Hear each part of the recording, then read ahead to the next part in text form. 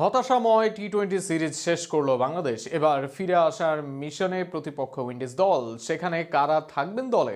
Middle অর্ডারে কি ফিরবেন সাব্বির মোসাদ্দেকরা? দলে আসবেন কি সৌম্য অঙ্কনরা? এর বাইরে বোলিংয়ে কি কাউকে পরিবর্তন করবে দল? করবে কোনো পরীক্ষা নিরীক্ষা?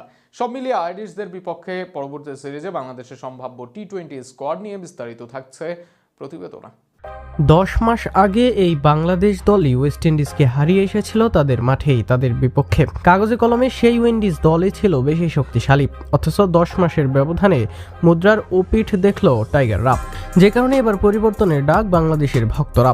কিন্তু আইরিশদের বিপক্ষে সিরিজে কি আদৌ আসবে পরিবর্তন? টপ অর্ডারে সর্বশেষ ম্যাচে ব্যাট করেছেন চারজনই হয়তো টিকে যাবেন পরবর্তী সিরিজে। অধিনায়ক লিটন আর ইনফর্ম ব্যাটার সাইফের এই সিরিজ ভালো যায়নি, তবে এই মুহূর্তে তাদের উপর ভরসা করা ছাড়া বিকল্প উপায় নেই বাংলাদেশ টিম ম্যানেজমেন্টের। তানজিদ তামিম উইন্ডিজ সিরিজের সর্বোচ্চ স্কোরার, প্রাপ্তির খাতা এটুকুই। আর এক ম্যাচ খেলানোর পর ইমনকে বাদ দিতে চাইবে না বোর্ড। অন্তত দলের এই অবস্থায় আরেকটু সুযোগ দিতে পারে তাকে। যদি শেষ পর্যন্ত ইমন বাদ যায়, তবে সৌম্য সরকার আসতে পারেন দলে।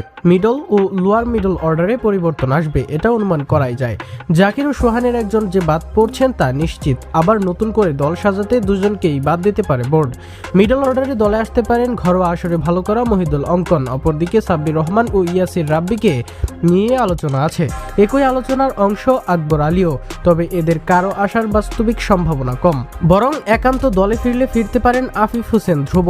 এর সাথে হংকং 6-এর পর তোফাইল বা সাইফুদ্দিন কাউকে দলের অংশ করতে পারে বিসিবি। অপরদিকে হৃদয় হয়তো টিকে যাবেন আবার, তবে বিপিএল এর আগে এই সিরিজটাই হবে তার অ্যাসিড টেস্ট। পেস আক্রমণে তাসকিনকে ক্লান্ত লাগছে। এর উপর আইরিশদের বিপক্ষে টেস্ট সিরিজেও থাকছেন এ+ ক্যাটাগরির এই বোলার, যে কারণে টি-20 সিরিজে না থাকার সম্ভাবনাই বেশি তাসকিনের বদলে আইরিশদের বিপক্ষে সুযোগের দৌড়ে এগিয়ে আসে হাসান মাহমুদ। খালেদ আহমেদকেও বিবেচনা করতে পারে দল, তবে ডেথ ওভারে বোলিং এবং তাসকিনের সম ক্যাটাগরিতে হাসানকে নেওয়া হতে পারে দলে। সব মিলিয়ে আয়ারল্যান্ডের বিপক্ষে এটাই হতে পারে বাংলাদেশের সম্ভাব্য টি-20 স্কোয়াড। এবার দেখা যাক বিসিবি আদতে কাদের রাখেন আর কাদের বাদ দিয়ে ঘোষণা করেন দল।